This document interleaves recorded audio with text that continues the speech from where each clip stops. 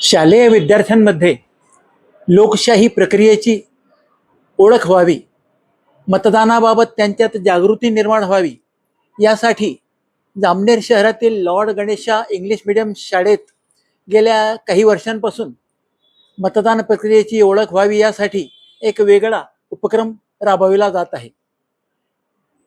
काय आहे हा उपक्रम? तर त्या उपक्रमात विशिष्ट वर्गातील विद्यार्थ्यांना त्यांच्या वर्गातील आणि शाळेतील विद्यार्थी प्रतिनिधी निवडण्याची संधी दिली जाते. या प्रक्रियेत मतदान कसे करावे, मतदानाची गोपनीयता काय असते आणि त्यातून निवडून गेलेला तुमचा प्रतिनिधी वर्षभर शाळेत तुमच्यासोबतच चांगले उपक्रम राबवण्यासाठी आग्रही राहील.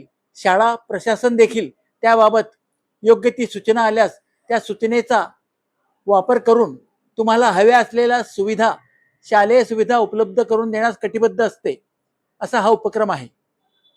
या उपक्रमाअंतर्गत आज 17 एप्रिल रोजी विद्यार्थ्यांमध्ये मतदान प्रक्रिया राबवण्यात आली.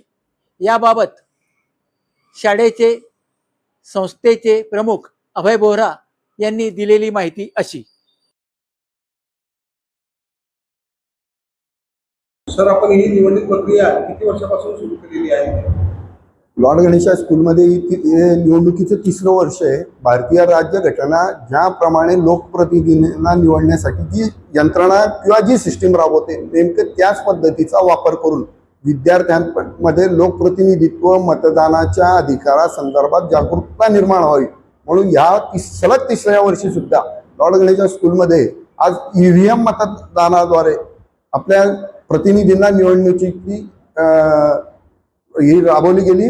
त्यामध्ये शाळेचा एक विद्यार्थी सम्यक योगेश निकम जवळपास 569 म्हणजे 845 झालेल्या मतदानापैकी 569 मतं मिळून विजयी झाला. तसंच विद्यार्थिनी प्रतिनिधी म्हणजे महिला प्रतिनिधी म्हणून तनुश्री प्रमोद पाटील ही मुलगी 517 मतं मिळून विजयी झाली. अत्यंत खेळीमेळीच्या वातावरणात ह्या मुलांनी निवडणूक प्रक्रियेचा पूर्ण आनंद लुटला असं म्हणेल किंवा त्याच्यातलं ज्ञान समजून घेतलं. पहिल्या दिवशी मुलांचा फॉर्म भरणे, त्याच्यानंतर माघार घेणे, मुलांना विद्यार्थ्यांच्या वर्गात जाऊन त्यांनी त्यांचा प्रचार केला, विद्यार्थ्यांच्या असलेल्या प्रश्नांची योग्यरित्या उत्तरं दिली. इतकेच नाही तर शिक्षकांद्वारे सुद्धा ज्या विद्यार्थ्यांना उमेदवारांना प्रश्न विचारले गेले त्याचेही त्या मुलांनी अतिशय ठामपूर्वक उत्तरं दिलीत.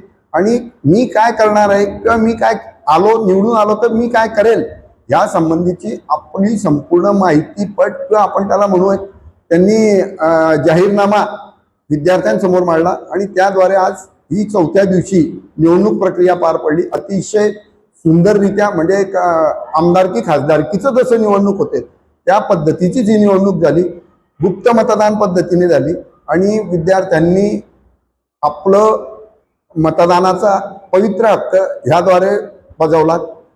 मी या नवीन निवडून आलेल्या दोन्ही प्रतिनिधींना सम्यक निकम आणि तनुश्री पाटील या दोघांना शुभेच्छा देतो. वर्षभर त्यांच्याकडनं विद्यार्थी कल्याणाच्या किंवा शाळेच्या उत्कर्षाच्या अभ्यासायिक, शैक्षणिक, खेळाच्या अशा सर्व योजना राबवल्या ते आम्हाला निश्चितच मदत करेल हा विश्वास व्यक्त करतो. पुनश्च निवडून आलेल्या ह्याच विद्यार्थ्यांना मला विश्वास आहे, ह्याच विद्यार्थ्यातून आपल्या तालुक्याचे नेते जसे गिरीश भाऊ महाजन हे विद्यार्थी चळवळीतूनच निर्माण झालेले आहेत, तसेच ह्याच विद्यार्थ्यातून गिरीश भाऊ महाजनांसारखा नेता निर्माण व्हावा, अजून दुसरे लोकनेते निर्माण या विद्यार्थी चळवळीतून व्हावं ही अपेक्षा व्यक्त करतो आणि सर्व मुलांना शुभेच्छा देतो. धन्यवाद.